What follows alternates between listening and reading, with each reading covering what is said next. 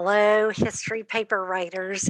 Back for the second video. This one is finding sources. Yes, we're going to talk about how to find the four sources that you need for your paper. It's a little bit tricky because you have to make sure that they're academic sources. Now, if you're just looking for general information on something, if I just wanted to know about the birds in the backyard, I just look it up and find a picture and match it up and just trust that what I find is there. But when you're citing academic sources, it really has to be a professional source. You have to know that the person that you're quoting has the authority to say. Let me give you an example. My first book, my first novel was historical fiction. I had to do a lot of research for it. It was set in Boston and Texas in the 1840s, and I had to do a lot of historical research. Part of the time, I blogged about that. I would talk about the sources I found, things like that. If you were writing a paper about San Antonio, Texas in the 1840s, and you happen to run across my blog, you cannot cite me as a source. Now, I am 99.9% sure that everything I said is accurate, but I am not a historian. I don't have the authority to say that. Just because I looked it up doesn't mean that you can quote it in an academic paper. However, I am a professional editor and proofreader, published author. So if you find my blogs about writing, publishing, editing, you can quote me. You can look at my website, you can see my credentials on my website, and you can tell that I am a professional in the field of editing and publishing. So you can quote me on that. So when you find a source, and I'm going to talk about that in a minute, when you find a source, you have to look at where the source comes from. You have to decide whether it's a legitimate source or not. Because again, anybody can put anything on the internet. Does not make it true. Okay. Or, it's just they don't have the authority to say it. Like me, I'm not a historian. So I'm going to share my screen here for a moment. We're going to talk about some places to find sources.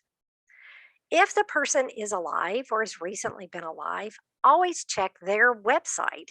If they have been alive during the time of the internet and they're famous, odds are that they probably have a website. So look at their website, see what they say about themselves, see if they wrote blogs, and see what they said. Check company websites for whoever they worked for.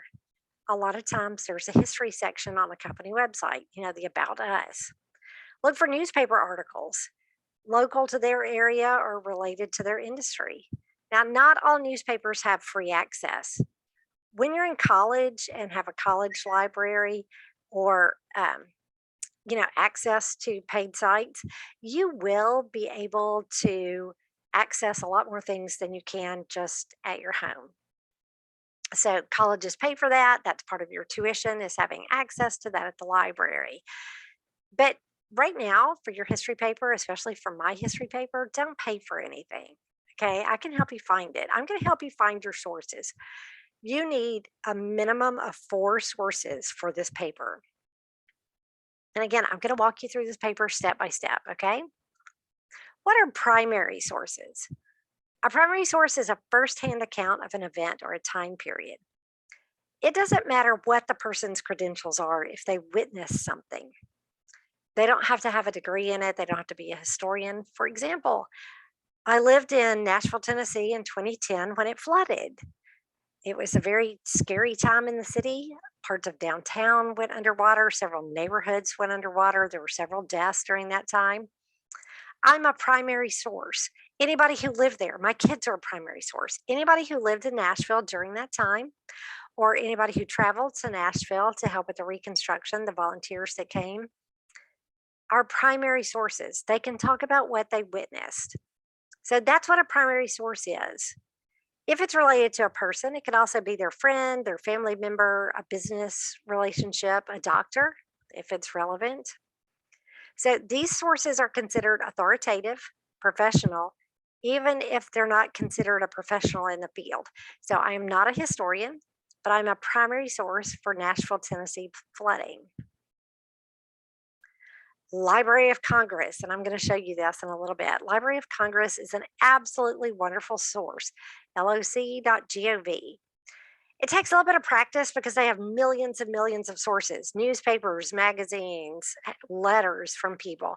So you have to learn how to navigate it a little bit, but it's not that hard once you play around. It has good search bars, toolbars that you can tell it you're looking for newspapers or photos, whatever you're looking for. Okay, now some of these others, I know you're going to say that sounds crazy. Kids.kittle.co. Okay, some of these are meant for just safe search zones. So you're not getting everything on the internet with ads that some families may not consider appropriate. So just because it has a crazy name does not mean that you can't find legitimate sources on there. Ducksters.com. Yes, some of the material on the first two are middle school, aimed for middle school, but a lot of them are high school level sources, and they're all legitimate sources. AmericanHistory.si.edu, Smithsonian Institute, great source. History.com, Voices of Democracy, artsandagriculture.google.com. Lots of sources that you can find. They have search boxes. You go in there, you search for what you're looking for. So those, you can also check legitimate news sites that you know do research, not their commentaries, okay? But they're all of these sometimes have, people do the history of baseball and do a whole series for a special report on, civil rights movement, history of baseball, women's rights movement, things that are going on. You can look at these and see if they have them archived on their site. So now the next thing that I'm going to share, let's pull this up. Here we go. I had to find it. I'm going to start with just a Google search. Okay, this is just google.com. Let's say I'm writing on Thoreau, Henry David Thoreau. I typed very specifically life of Henry David Thoreau because a lot of times if you just type an author's name, the first 400 listings you get are their books. And I know what books he wrote. I don't want to see his books. I want to know about him. ThoreauSociety.org. That's an excellent place to start. Biography.com, legitimate source. Britannica.com. Historyofmassachusetts.org. Wikipedia is not a professional source, an academic source. You cannot quote, it's okay to get information off of it, but you cannot quote Wikipedia. Theschoollife.com, Stanford.edu. Anything with .edu means it's an educational source. Okay, so you click on this, see what you want to find, and there you go. Take your quotes out of there, find what you want. I will show you how to cite this source. Okay, so a lot of them, if you see this right here, says author and citation info. This right here is what you would cut and paste and put for your source. Right now, if you will copy the link, go up here and copy the link, I will help you figure out how to cite it. If you put it in a message to me, I will show you how to get the information if they don't have a place like this, okay? So always, always, always on your research page, I want you to open up a Google Doc or a Microsoft Word and entitle it Research History Paper. And put the topic that you're doing. Save that separate from the paper that you're going to write. When you come to this, cut and paste the link over onto the top of the page that you're on. And then any information that you want, if you want the old-fashioned type, which is a wonderful way to write research papers, some people still do that. You can eventually put it on index cards, but for right now, copy and paste anything over. This is your research. It's not cheating to copy and paste the research because you're not going to put this directly in your paper without telling us where you got it. We're not cutting and pasting and putting it in our paper. We're putting it for research. So you put the link and then everything you find on this page that you think you might want for your paper. Then when you come to another site, You just keep that same document going. If you switch over to here, I would go to the top of my page. I would cut and paste this link, put it, and then everything I find on this page that I might can use for my research, I'm going to have on that page. You have to have the link in order to use the information on the page. Okay. If you cannot tell me where you got it from, you cannot tell me, you cannot use it in the paper. Okay.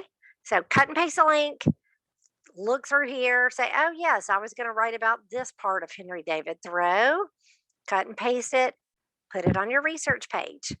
Okay. Doesn't matter whether it's Google Docs or Microsoft Word, but have a research page open with your link, information you found there, the next link, the next information you found there. Okay. We're going to do all of our research before we start writing the paper. Here's another way you can do it. Scholar.google.com. Scholar.google.com. Everything here is academic papers. You have to be very specific what you're looking for. So if I'm writing about a literature paper and I'm writing about Frankenstein, themes in Frankenstein, and I go through here and click on which ones I want. When you're in scholar.google.com, some of these will be over all of our heads. Some of these are for people with a doctorate degree that are writing detailed information that we don't even need. So you have to open a lot of these. This is a little bit harder to find. You have to open these, look and see if there's information. Research takes a long time. Okay, research is not going to happen super quickly. This is Library of Congress. It's got a search bar up here.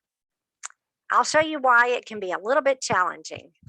Let's say I was going to write about Henry Ford, and I'm going to search. My history paper is on Henry Ford and how he changed the automobile. Look at, there's 199,444 available online articles. So it's a lot.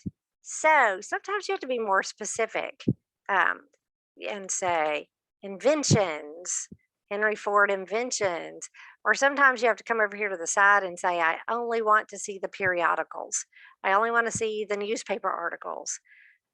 I want to take off some of this that I'm seeing. I want to narrow the search just a little bit. So you have to learn how to narrow the search by what you're looking for, or it can be a little overwhelming. But once you practice this on the Library of Congress, it becomes a lot easier to use.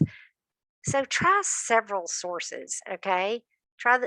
Look on that list, pause the video with that search engines that I told you about, go to a lot of those and try to find. I'm going to help you find sources too, okay? Once you tell me what your topic is, I'm going to help you find sources. I'm going to show you, let's see, I think I have the sample right here. This is,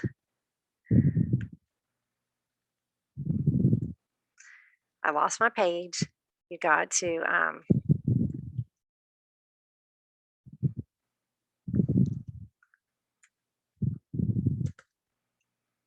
let's see if I can find my research sample page. Here we go, finally.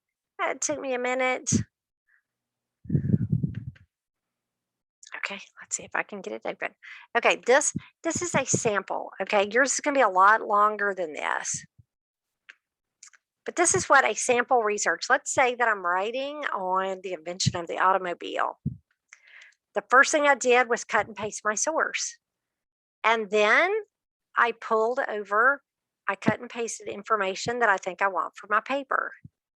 Then here I cut and paste my next source. And then I cut and paste information I'm going to use in my paper. Yours is going to be several pages long. Okay, you need a lot of research to write a 5-page paper. Obviously, you're not going to put it all in, but until you start writing your paper, you're not going to know what parts you want and what parts you don't want. So it's better to have too much research. Okay. So this one I found at a company's website. The top one I found at LOC, the Library of Congress. So this is what your paper would look like, except a lot longer. You can color coordinate it if it helps you by what you think different topics you're going to write about. So if I'm going to write about technology or the electronics or gasoline or the first invention, I could put some things in purple, some things in yellow, some things in green. Not the whole section, but just enough keywords so when I'm scanning through here, I can find what I'm looking for. Okay, so there you go. Research. Once you start your research and get pretty far, I'm going to walk you through writing an outline based on the research that you found. Okay, but right now, get an idea of what is out there about your topic. Make sure you have posted your topic for me so I can approve your topic and then start your research. Once you tell me your topic, I'm going to help you find some sources for your research also. Okay? So post in the classroom. Let me know how you're doing. And I think that's it. I'll walk you through it.